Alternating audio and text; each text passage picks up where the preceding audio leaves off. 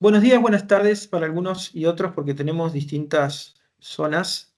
En nombre de Alacati Hanseática quiero darles un cordial bienvenida a este webinar. Hoy nos convoca en un mundo en movimiento, con mares en disputa, cuellos de botella, un comercio que no se detiene. Ofrecerles claves es nuestro objetivo, ofrecerles distintas ideas y visión y seguridad como para poder atravesar estos desafíos.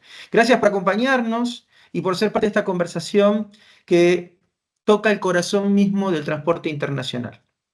Mi nombre es Sergio Spaciano, yo soy Business Trainer de Hanseática y tengo la misión de acompañarlos como moderador en este encuentro, ¿sí? En este webinar, y mi rol será poder ir a acompañarlos en la sesión, presentarlos a los oradores y poder compartir con ustedes una reflexión final.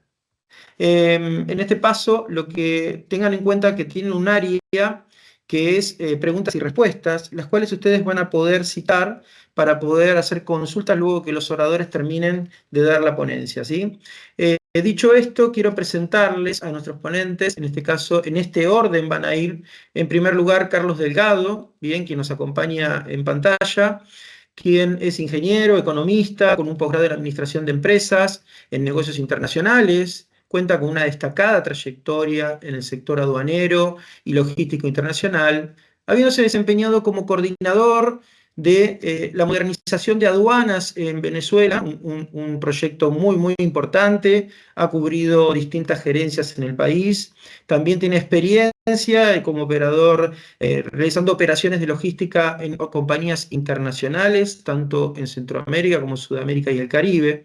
Hoy en día él es el vicepresidente de ASOCAP y gerente general de uno de los operadores logísticos más importantes de Venezuela, con más de 110 años de antigüedad. Acto seguido lo vamos a tener a Alejandro Ritaco, nuestro ponente, quien es licenciado, es abogado recibido en la Universidad Católica Argentina, tiene amplia experiencia como asesor en abogacía, formó parte de organismos nacionales e internacionales, cumpliendo funciones jerárquicas, y se desarrolla hace más de 16 años como responsable de nuevos negocios en Latinoamérica para Hanseática. Dicho esto, vamos a tener el placer de que Carlos nos comparta los desafíos y de las nuevas rutas en todo lo que tiene que ver con el comercio internacional y los desafíos que esto nos hace atravesar. Carlos, te cedo la palabra, el escenario es todo tuyo. Muchas gracias. No, gracias a ti, Sergio, y gracias, Hanseática, por la invitación. Me llevaste ahí un poquito en el recorrido de los últimos 30 años de experiencia laboral y algunas cosas allí que ya pensaba que se habían quedado en el olvido, ¿no? Nuevas rutas y nuevos riesgos, obviamente yo creo que todos los cambios implican nuevos riesgos y también nuevas oportunidades, ¿no? Si pasan la lámina a la próxima, yo quisiera primero ponerlos no solo en contexto, también en perspectiva. La perspectiva es que cualquier cosa que pase en el mundo nos afecta, no importa nosotros dónde estemos, y yo creo que en el recorrido de la presentación nos vamos a dar cuenta de eso. El contexto es que hay muchas rutas. El 80% de lo que nosotros movemos en mercancía hoy en día se mueve vía marítima. Si bien pudiéramos tener seguros o modalidades de transporte fluvial o aéreo, me voy a concentrar en lo marítimo. Y si ven esta lámina y esas rayas, los trazos amarillos, mientras más grueso es ese trazo, es porque hay más volumen de carga pasando por esas zonas. Y rápidamente nos damos cuenta que buena parte de la carga surge de Asia y en realidad el 63%, entre un 60 y un 70% del volumen de mercancías surge de allí. Eso es todo junto, representa un 80% y el valor de la mercancía que se mueve vía marítima representa el 70% de la carga. Si vemos los trazos más gruesos, surgen de Asia, llegan de alguna manera al Mar Rojo, el trazo que pasa por debajo de África y el Cabo de Buenaventura se hace más ancho en la medida que el Mar Rojo se hace más complicado pasar por allí, y ahorita vamos a hablar de eso. Y el resto de las líneas también son importantes, pero obviamente no podemos revisarlas todas. Yo me voy a concentrar precisamente en esa ruta que va desde Asia hasta Europa, porque es donde hay mayor volumen de carga. No necesariamente el mayor volumen está en Europa, pero sí está en esas rutas. El otro aspecto que hay que considerar, sí, déjenlo, pásalo a la próxima, ahí más o menos está. El otro aspecto que debemos considerar es que esa ruta la manejan 10 navieras, que representan más del 90% de la carga.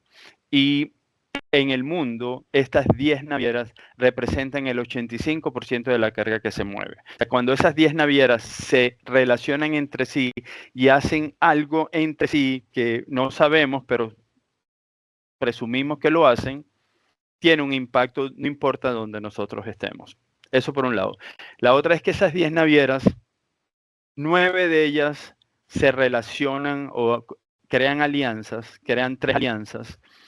Y bueno, ya estamos en una especie, y obviamente no es evidente ni lo mercadean de esa manera, pero se terminan convirtiendo en unos oligopolios. Y eso es un poco a lo que nos enfrentamos en el resto del mundo. De nuevo, entre un 60 y un 70% de la carga que del mundo sale de China, o mejor dicho, de Asia. Eso representa unos 500 millones de TEUs, y para los que no conocen la terminología, un TEU es la unidad estándar de un contenedor de 20 pies. Si todos los contenedores fueran de 40 pies, estaríamos hablando de 250 millones de TEUs. Para que también se pongan en perspectiva, por el Canal de Panamá pasan cerca de 10 millones de TEUs, que representa cerca de un poquito más allá del 1% de toda la carga que pasa por el mundo. Pero en este sector del mundo, partiendo de Asia, puede pasar más del 90% de la carga para que solo el 4% llegue a Europa. Y cuando hablo de ese 90% de carga que pasa por ese sector de Asia, es que ahí es donde empezamos a ver qué tan complicado es que la mercancía o de las cargas que salgan de China o del resto de Asia para que lleguen a sus destinos finales, enfrentan una serie de retos que nosotros no necesariamente estamos viendo, pero que están allí. Y empecemos con la próxima lámina a hablar del primer reto, que es Taiwán. Un poquito de historia. La isla de Formosa, o la isla, como le llamaron los portugueses cuando tenían a la isla de Taiwán de colonia, la llaman Isla Hermosa, que terminó conociéndose en el mundo como Isla Formosa. Durante la Segunda Guerra Mundial lo tienen los japoneses. Japón pierde la Segunda Guerra Mundial, China entra en una guerra civil, y los nacionalistas que no eran comunistas se van hacia la isla de Taiwán. En esa isla de Taiwán empieza el desarrollo económico de ellos, y China, bueno, se queda estancada hasta los años 80, cuando empieza a convertirse en lo que hoy en día es la potencia comercial. Entre la isla de Taiwán, que está en contra de China y que China cree que es de ellos, y la parte continental, por ahí pasan cualquier cantidad de buques cargueros, y imaginarse que puede haber un conflicto allí puede de alguna forma generar obstáculos en el comercio internacional que, como digo, nos pudieran afectar en un momento dado. ¿Qué importancia tiene Taiwán? Bueno, Taiwán forma parte de lo que llaman la primera línea o cadena de islas. Eso es una línea imaginaria que trazó los Estados Unidos para contener la expansión del comunismo hacia el Pacífico y que eventualmente pudiera llegar a los Estados Unidos.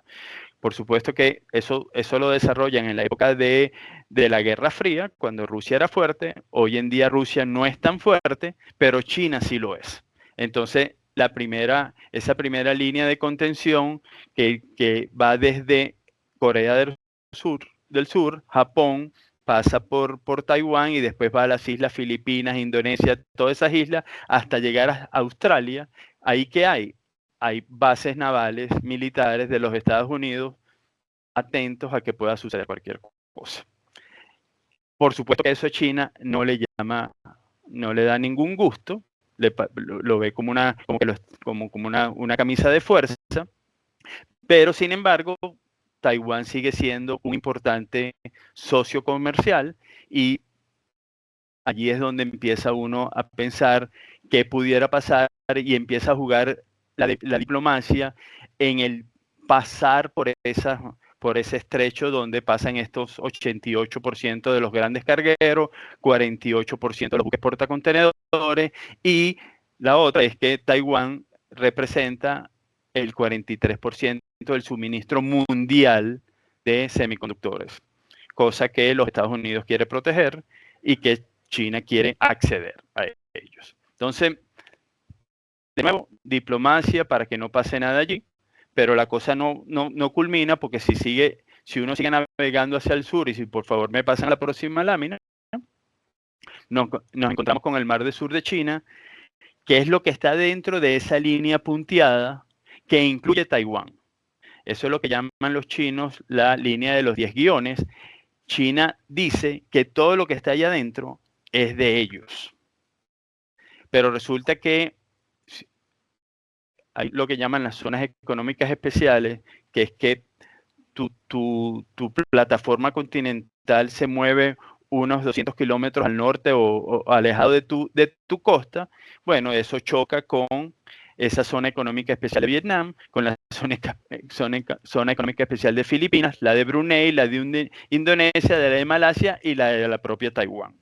Entonces, todos los días hay, o mejor dicho, muy a menudo hay un conflicto en qué es de lo que está allá adentro, es de China o es de estos países. Y por allí pasa el 33% del transporte marítimo mundial, pasa el 60% de las exportaciones chinas y pasa el 50% del petróleo que va para la zona.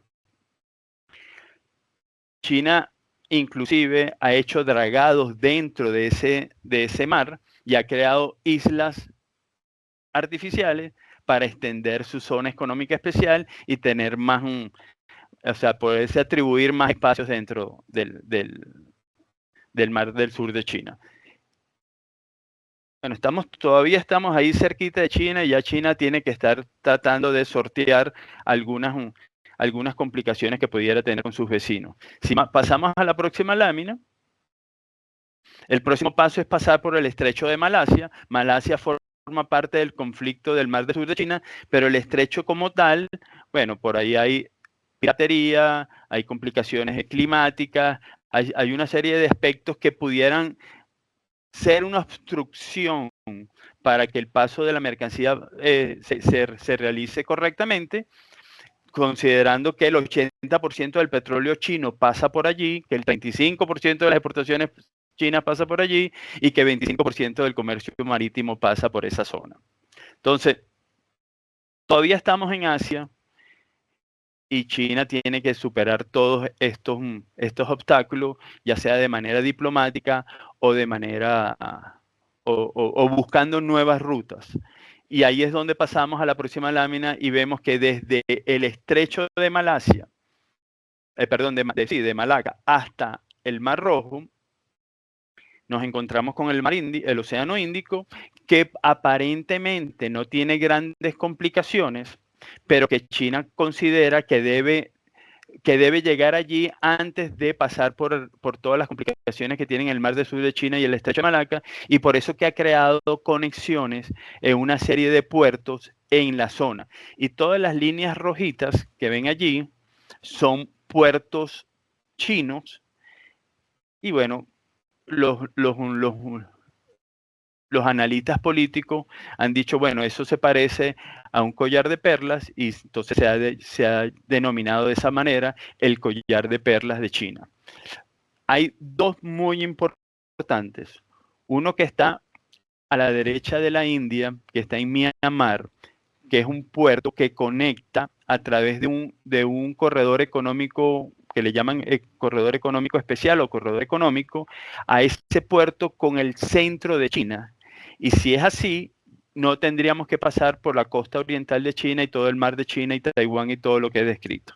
La otra es un puerto en Pakistán, que es un corredor que va desde ese puerto hasta la parte occidental de China, que obviamente no hay puerto, y que por allí pudiera acceder rápidamente al petróleo que surge del Medio Oriente y del Estrecho de Hormuz, y que se puso muy de moda en estos días con el conflicto entre Estados Unidos e Irán, donde ¿qué pasaría si el Estrecho de Hormuz se para? Bueno, se pararía prácticamente el 80%, 70% del suministro de petróleo a China, razón por la cual a China no le conviene que eso se pare, y a la misma Irán tampoco le convendría trancar ese paso. Si pasamos a la próxima lámina, nos conseguimos con el estrecho de Bab el-Mandeb, que es la boca al Mar Rojo, y ahí es donde hemos visto que si han habido conflictos específicos. Hay un grupo militar o paramilitar que se denominan los hutíes, que controlan la zona noroccidental que da a la costa del Mar Rojo, y de allí hacen ataques a los buques, y eso es lo que ha obligado que muchos buques, en vez de pasar por el Mar Rojo, pasen por el sur del Cabo de Buenaventura. Eso fue famosísimo en el 2023, se trancó. Hoy en día hay un paso, se dice que por allí los barcos cargueros pagan una especie de peaje, o sí, un peaje, un derecho de paso, que a estos hutíes le representa unos 180 millones de dólares al mes en recaudación de dinero. Pero bueno, eso incrementa las tarifas, reduce la capacidad o los tiempos de llegada, y también reduce la capacidad de acceder a nuevos contenedores. Y si vamos a la próxima lámina, y bueno, valga decir que por allí pasa el 23% del comercio mundial, aquí nos conseguimos a una gráfica. Si vemos los puntos rojitos, las barras rojas, vemos cómo las tarifas desde Asia a Europa incrementaron a partir de diciembre de 2023, cuando fue el impacto. Y vemos cómo sube, llega a su punto en agosto y empieza a bajar en noviembre del 2024. Bueno, el resto de las rutas sufrió el mismo comportamiento, y en el caso específico, bueno, de la costa oeste de Sudamérica, que son las barras negras, también subió y llegó a su tope en agosto y bajó en noviembre, y las tarifas hacia el Caribe también se vieron llegando a un tope en agosto igual y volviendo a bajar en noviembre 24. Uno se pregunta, ¿cómo es posible que algo que pasa en el Mar Rojo, que está muy lejos de nosotros, impacta a los precios en Sudamérica y en Latinoamérica? ¿Cómo es posible que un impacto de un barco en Baltimore tenga una implicación en Sudamérica? ¿Cómo es posible que el incremento de los aranceles de los Estados Unidos, que impacta fuertemente a China, tiene un impacto en la logística latinoamericana? Y la realidad es que sí lo tiene. Y todo eso ha generado fluctuaciones. Esto es solo un ejemplo, obviamente no voy a trabajar todos los ejemplos, pero esto es un ejemplo de que efectivamente lo que pasa en el mundo tiene un impacto en nuestra economía. Y no solo estamos hablando de costos, sino de nuevo, tiempos de tránsito, accesibilidad. En el tema anterior de toda esa ruta china, bueno, si pasan a la próxima lámina, nos damos cuenta que nuestros países, en buena parte, somos clientes o somos importadores de mercancías chinas. Y si esa mercancía es china, si hay un contenedor que es mío, estando yo en Brasil, estando yo en Perú, en Argentina, o en Venezuela, en este caso, donde estoy yo, sufre un conflicto en la salida de China, bueno, eso va a impactar a mi mercancía, y yo quisiera que eso no sucediera, y yo estoy seguro que los chinos también están pensando en que eso no suceda, porque quieren mantener el suministro, su cadena de suministro fluyendo. En esta lámina, ¿qué quiero reflejar aquí? Que si bien todavía México, Centroamérica y parte de Sudamérica, el grueso de los negocios que hacen lo hacen con los Estados Unidos, la realidad es que toda Sudamérica, en buena parte, con la excepción de Uruguay, hacemos negocios en nuestro principal proveedor de importaciones son las fábricas chinas. Y bueno, y también estamos siendo el principal destino o uno de los principales destinos de sus inversiones. Entonces, ¿qué hacemos ante esta situación? Bueno, una opción, y si pudieran pasar a la próxima lámina, una opción es comprar cerca. El famoso friendshoring latinoamericano, compremos cerca, ¿verdad? Entonces, ¿a quién le podemos comprar cerca? Y la realidad que si quisiéramos comparar uno a uno alguno de nuestros países con China, no pudiéramos hacerlo con ninguno.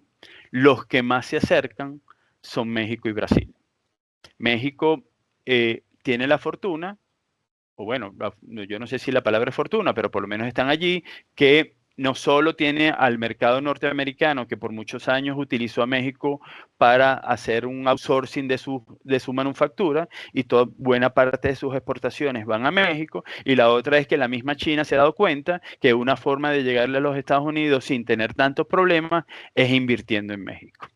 Entonces, están las maquiladoras mexicanas de productos como electrodomésticos, las ensambladoras de vehículos que reproducen más de 3 millones de vehículos al año para las empresas norteamericanas. Los laboratorios mexicanos están en los top 20 del mundo y también tienen una buena plataforma de ropa y calzado. Lo mismo sucede en Brasil, en Sudamérica. Y Brasil pudiera fácilmente suplir en electrodomésticos y en vehículos a los productos chinos, inclusive en la parte farmacéutica también. Y ropa y calzado, Brasil está en los top 5 del mundo en la producción de calzados de cuero y tiene una buena estructura textil. Donde no tenemos una fuerte base de fabricación y para suplir es en el área de maquinaria pesada.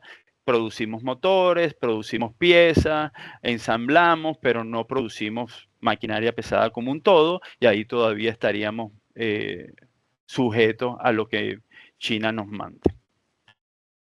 Esto obviamente requiere de otra logística, de unas nuevas rutas. Y si pasamos a la próxima lámina, nos damos cuenta que en el caso particular de México, sí tenemos, hay rutas terrestres que van de México a toda Centroamérica hasta llegar a Panamá, como también hay rutas marítimas. El hecho de que sean rutas terrestres ya implica que estamos cambiando de modalidad de transporte, por lo tanto también estamos cambiando la modalidad del seguro. Y eso representa no solo una nueva ruta o una nueva modalidad de hacer negocios, sino también un nuevo riesgo, porque no es lo mismo transportar mercancía vía terrestre que hacerlo vía marítima. Entonces, desde México hasta Panamá no hay grandes problemas, eso ya existe y ya México es un gran suplidor de mercancías para toda Centroamérica. El problema entonces es Panamá. Y hemos visto que Panamá, y eso es parte de lo que a lo mejor algunos países, bueno, particularmente China, y ahorita lo vamos a ver, con el puerto de Chancay se quiso evitar la necesidad de tener que pasar por el canal de Panamá, porque al igual que lo es el estrecho de Malaca y el estrecho Bab el-Mandeb, Panamá puede ser un punto de estrangulamiento en el transporte marítimo mundial. Y efectivamente lo fue en el mismo año. Después, creo que fue el mismo diciembre del 2023 que se habló de los niveles de agua del canal de Panamá bajaron y tú podías ver fácilmente centenares de barcos esperando que le dieran luz verde para que pasaran a través del canal. Eso es algo que China particularmente, que es la que impulsa estos corredores económicos, es la que más piensa en esto. Si pasamos a la próxima lámina, nos encontramos que en algún momento Panamá fue un corredor económico, porque Panamá no siempre fue un canal. Al principio fue un paso terrestre con caballos, desde allí se hizo la colonización de Sudamérica, después se construyó un tren y después se construyó el canal como tal. Pero eso siempre ha sido un corredor económico. En el caso del estrecho de Malaca, la alternativa sería un corredor a través de Tailandia, cosa que está en proyecto, no ha sucedido, pero como es tan costoso hacer un canal, entonces la modalidad es pasar ya sea por tren o por camión. Ya mencioné el caso de China y Myanmar, que conecta el centro de China con el Océano Índico, y ya mencioné el caso de China y Pakistán, que conecta el occidente chino con el Medio Oriente. ¿Qué alternativa hay en Latinoamérica para eso? Bueno, en la próxima lámina vemos el tren bioceánico que se está proyectando desde las costas de Brasil hasta las costas de Perú. Ahora, ¿es esta la solución de los suministros de Latinoamérica? Yo diría que no.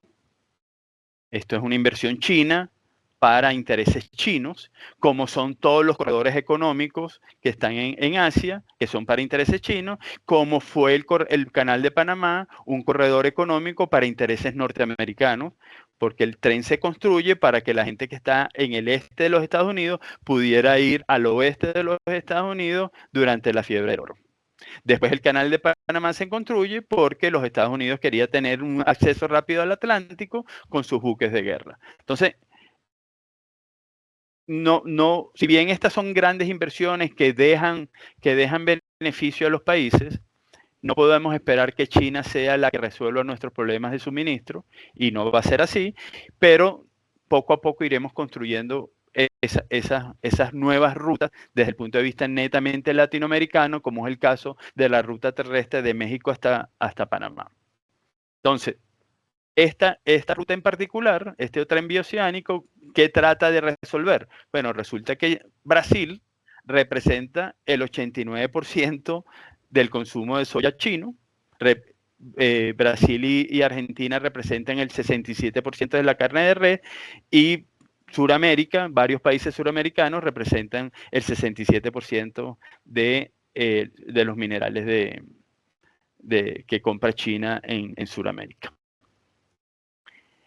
Que yo no quisiera llegar a conclusiones antes de las reflexiones de Sergio, pero lo que sí les puedo decir es que China va a hacer todo lo posible para que su cadena de suministro se mantenga fluida, independientemente de lo que pase en los mares por los que transita.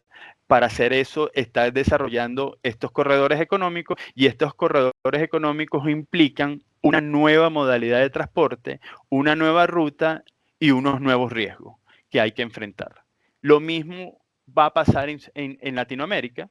México va a querer crecer, ya sea con sus exportaciones a los Estados Unidos, a Centroamérica y a lo mejor a Sudamérica. Eso implica tener que pasar por el Canal de Panamá, tener que pasar por el Canal de Panamá, y eso puede generar nuevas rutas, que por cierto ya las hay, porque desde la costa pacífica de México tú puedes llegar a la costa pacífica de Sudamérica sin necesidad de tener que pasar por el Canal de Panamá. En el caso de Brasil, bueno, esto puede ser una solución, pero hay otras rutas de distribución mucho más cercanas para llegar a Argentina, para llegar a Bolivia, Chile y al norte a Colombia y Venezuela, y eso habrá que analizarlo y ver qué implicaciones, qué riesgos trae. Sí sé que hay una ruta terrestre que está desarrollando Brasil desde el norte de Brasil hasta el Océano Atlántico por Guyana. Bueno, esas mercancías hay que verlas, porque eso es un sector que no es hóspito y que debería tener sus retos, no solo logísticos, sino también de aseguramiento de la carga. No creo tener otra lámina, así que ahí culmina mi presentación. Muy bien, Carlos. Muchas gracias, Carlos, por este panorama tan claro que nos ayuda a comprender cómo la geopolítica impacta directamente en la logística global. Muy valioso tu aporte. Antes de darle paso a Alejandro, quiero comentarles, porque he visto que han levantado la mano algunos asistentes. Por favor, tienen un sector en la parte superior que es preguntas y respuestas. Pueden enviar el chat, que cuando termine Alejandro de exponer, vamos a poder leer las preguntas y hacer las respuestas en vivo. Ahora sí, quiero darle paso a Alejandro, que nos va a estar mostrando, nos va a estar comentando cómo el transporte de seguro internacional no solo es un respaldo, sino que es una pieza fundamental en todo lo que tiene que ver con la cadena de suministros. Adelante, Ale. Bueno, muchas gracias Sergio, muchas gracias Carlos, muy clara la exposición. Sí, por favor Cecilia, podemos poner la primera, las láminas, gracias. Eh, para dar una introducción al tema de fondo, queríamos comentarles primero que nada un cambio que ha habido, obviamente paulatinamente, pero acentuado en el último tiempo, de cómo ha ido evolucionando el comercio internacional, que nace como un intercambio de bienes para cubrir necesidades en diferentes países o en diferentes comunidades, básicamente con una característica de proximidad.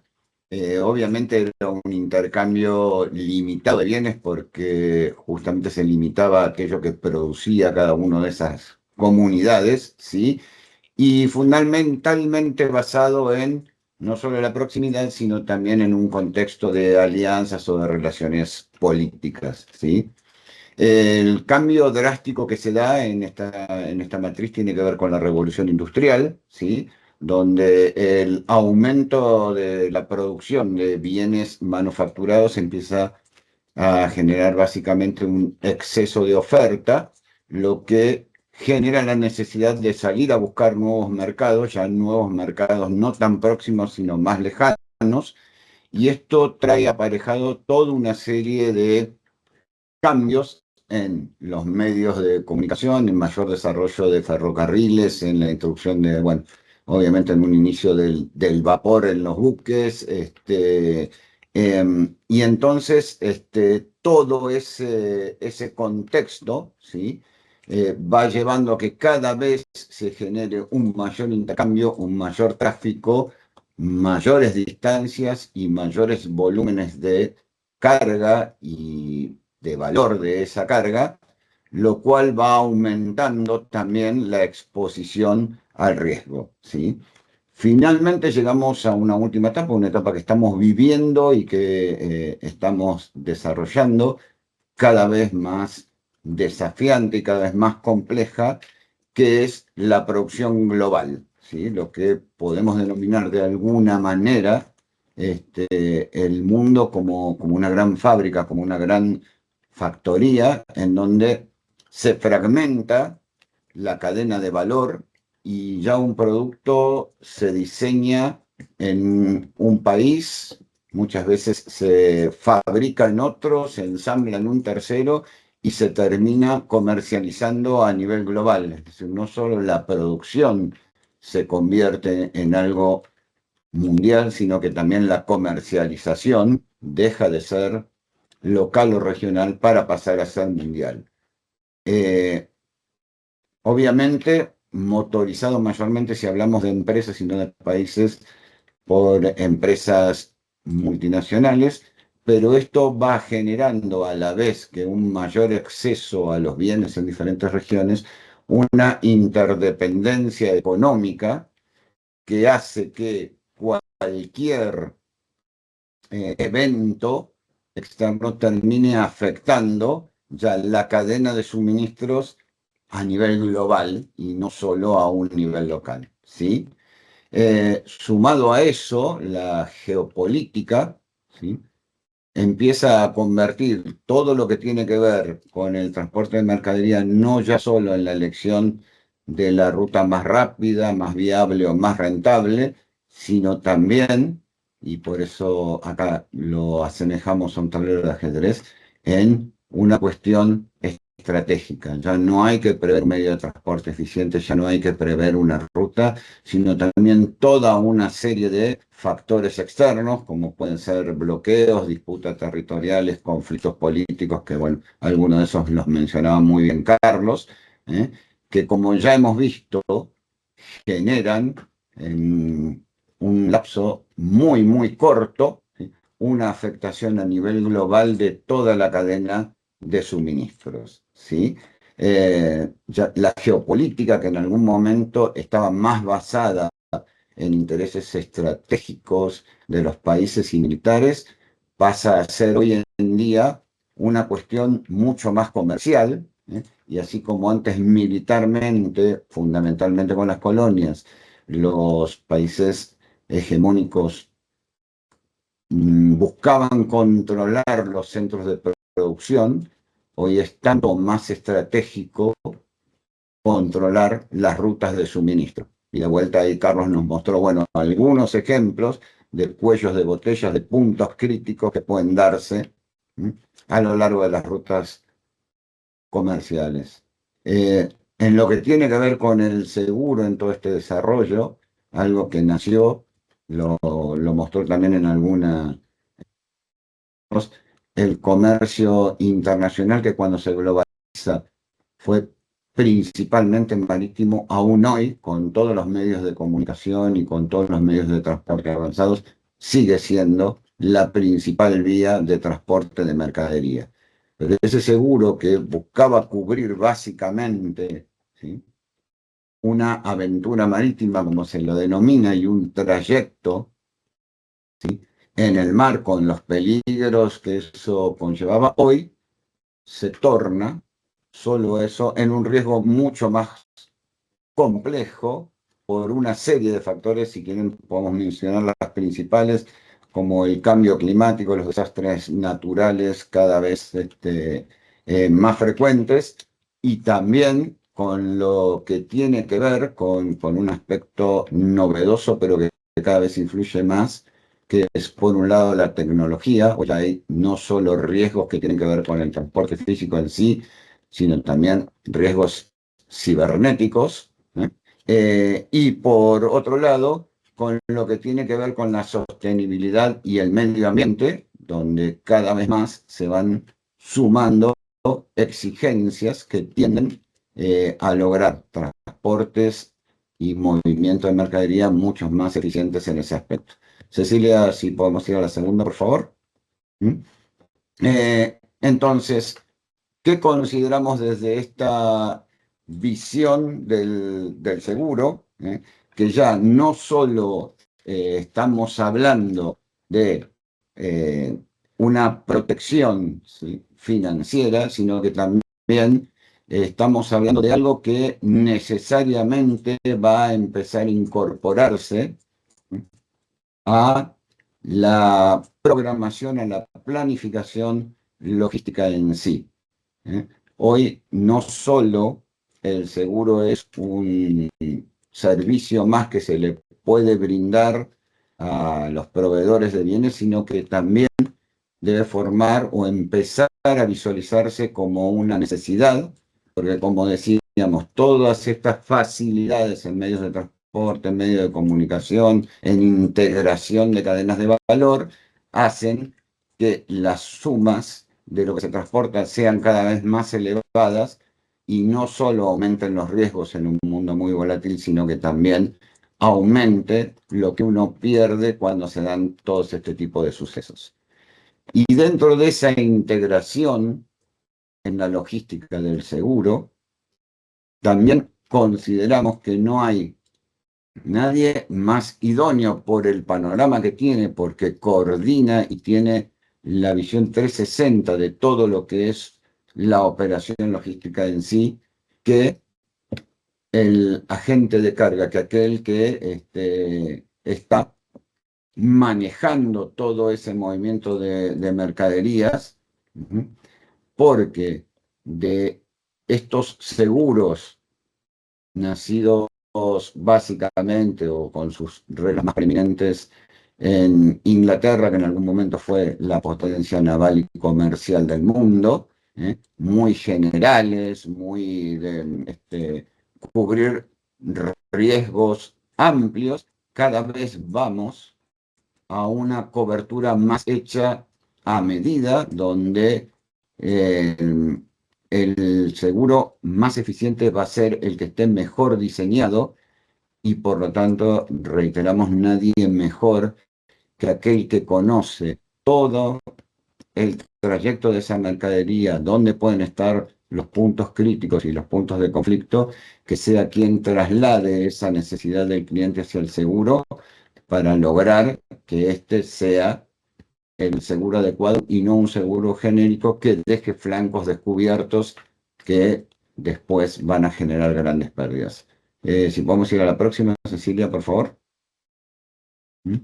Y aquí, por el ámbito en el que estamos desarrollando esta charla, vamos a centrarnos un poquitito más en lo que tiene que ver con el aspecto regional, porque toda esta globalización, ¿sí?, va tendiendo a que, como también lo mencionaba Carlos, las potencias hegemónicas entren ya no tanto en una disputa armada, en este caso estamos hablando de China y Estados Unidos, sino más bien en una disputa comercial, donde por ahora, ¿sí?, las estrategias que se van marcando es Estados Unidos, ¿sí?, llevando su, si se quiere, su participación a algo que tiene que ver con acuerdos comerciales y soporte financiero, y China proponiendo infraestructura, proyectos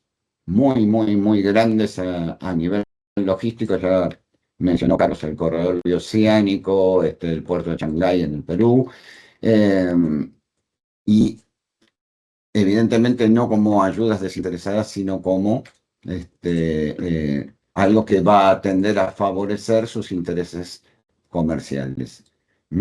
Y ahí también empieza a mutar muy de a poco el rol que va teniendo Latinoamérica, que tradicionalmente, y como fue en la etapa de la Revolución Industrial, era un proveedor de materias primas para países que manufacturaban productos industriales, a integrarse dentro de la cadena de valor todavía mayormente como proveedor de productos de materia prima, pero también como participante de varias de estas etapas en la cadena de elaboración de mercaderías a nivel mundial.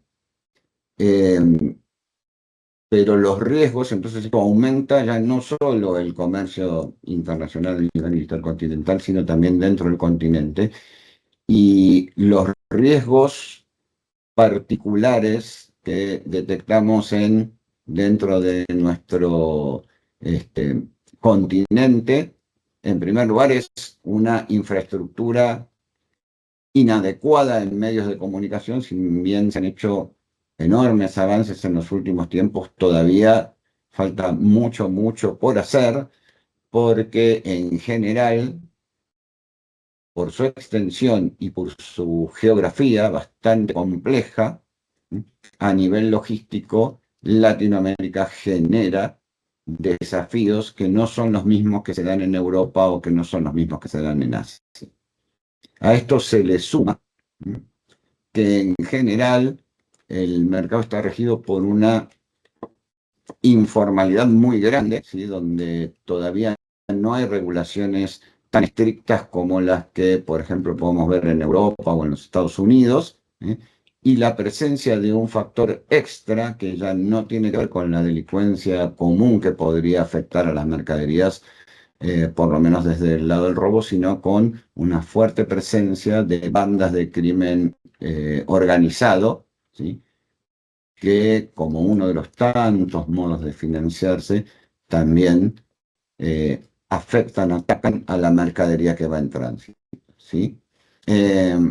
Entonces, todos esos riesgos que hay que contemplar en particular dentro de determinados territorios o dentro de determinadas operatorias nos van llevando desde el seguro a ir elaborando cada vez más coberturas a medida y que vayan contemplando las nuevas modalidades que se van dando en el comercio internacional, no solo a nivel de transporte, sino a nivel también de comunicación y elaboración de la documentación, como puede ser, por citar un ejemplo, blockchain y todo lo que tiene que ver con la informatización que acompaña a las operaciones logísticas. Particularmente creemos que en países muy conflictivos como Brasil, México, Argentina, hay que empezar a adoptar una visión de que el seguro ya no es algo opcional, no es algo que puede ser parte del costo de una operación logística, sino que debe ser parte del costo de una producción total, como un resguardo financiero frente a todos estos factores externos que pueden afectar el transporte de la mercadería. En definitiva, los dos grandes desafíos que visualizamos es, por un lado, en todo lo que tiene que ver con productores y transportistas, empezar a ver estratégicamente el seguro y no como un adicional exigido por un Incoterm o por alguna necesidad puntual, sino como parte de la estrategia productiva y de comercialización. Y del lado del sector asegurador, el gran desafío de adaptarse a un entorno global volátil donde la tecnología, la sostenibilidad, la geopolítica también van a pasar a formar parte del riesgo que debemos contemplar, para dar cobertura. Así que esto es un poquitito lo que queríamos añadir desde el lado del seguro a la visión tan completa y compleja que nos ha dejado Carlos. Así que, bueno, eso es todo de mi parte. Sergio, por favor. Bueno, Alejandro, muchas gracias por mostrarnos cómo el seguro se convierte en un aliado estratégico dentro de la cadena de logística. Ahora, terminado Alejandro de su ponencia, vamos a comenzar a hacer... Tenemos varias preguntas, sí, que se han escrito en PR. Varios asistentes nos han compartido. Vamos a ver algunas de ellas. Quiero compartirle algo que han escrito que se ha compartido desde el equipo. Excelente exposición, Carlos. Solo para aportar, desde Panamá se está trabajando en la licitación de 2 nuevos puertos para incrementar la oferta portuaria desde la región. Adicional, la autoridad del Canal de Panamá ya está trabajando el proyecto de Río Indio, a través del cual hay que reubicar a 500 familias del área para contar con mayor recurso hídrico para consumo de 2,5 millones de habitantes y a su vez dar seguridad de sostenibilidad del Canal de Panamá. Esto como información complementaria. Tenemos varias preguntas, pero vamos a hacer algunas de ellas. Sepan que cuando termine la charla, seguramente en el transcurso del día de hoy y mañana se va a estar enviando la grabación y la presentación para que cuando quieran continuar con las consultas que tengan o que hayan quedado pendientes, se pueden contactar con los oradores. No va a haber ningún problema. Para Alejandro, buenas tardes. ¿El seguro de Hanseática cubre los trayectos terrestres de operaciones no multimodales? No sé, Alejandro, si podés contestarnos eso. Sí, gracias, Sergio.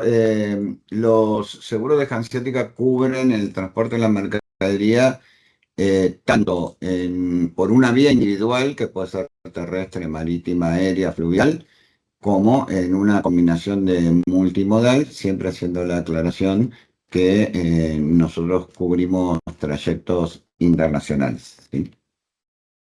Gracias, Alejandro. Tengo una para Carlos también. Carlos, es tu punto de vista, ¿cómo puede afectar en un futuro próximo la cadena de suministro en la región una escalada en la tensión geopolítica de movilización militar en el mar Atlántico en Sudamérica? Mucho. Miren, si estoy leyendo bien la pregunta, y está muy dirigida a lo mejor a algunos movimientos que está haciendo los Estados Unidos en el Caribe, ya hay una línea que da el servicio entre la Florida y Venezuela que, por alegando temas de seguridad, ha suspendido su servicio. Entonces, y esa es una línea que da servicios al Caribe. Y al Caribe no dan servicio muchas empresas. Vamos a ver, casi todos los países caribeños hacen un toque previo. o sea, ya sea que venga en la naviera directamente o vengan a través de lo que llaman un feeder, ¿no? Que se monten en un barco que no es de ellos y llegan a las islas del Caribe. Esta empresa que atiende la ruta Estados Unidos al Caribe ya dijo que suspendía particularmente el toque para Venezuela, pero la preocupación es el Caribe, no necesariamente Venezuela, ¿no? Entonces, sí puede tener un impacto. Si hay un conflicto militar, que lo dudo que exista, pero si existiese, va a tener un impacto porque los marinos mercantes no van a querer pasar por un área de conflicto. O sea, yo no quiero pasar por una calle donde los vecinos se están dando tiros, ¿verdad? Entonces, sí puede tener un impacto en la cadena de suministro de la región, inclusive puede impactar otras regiones, y es lo que acabo de decir en la presentación: cualquier cosa que pase en el mundo nos impacta.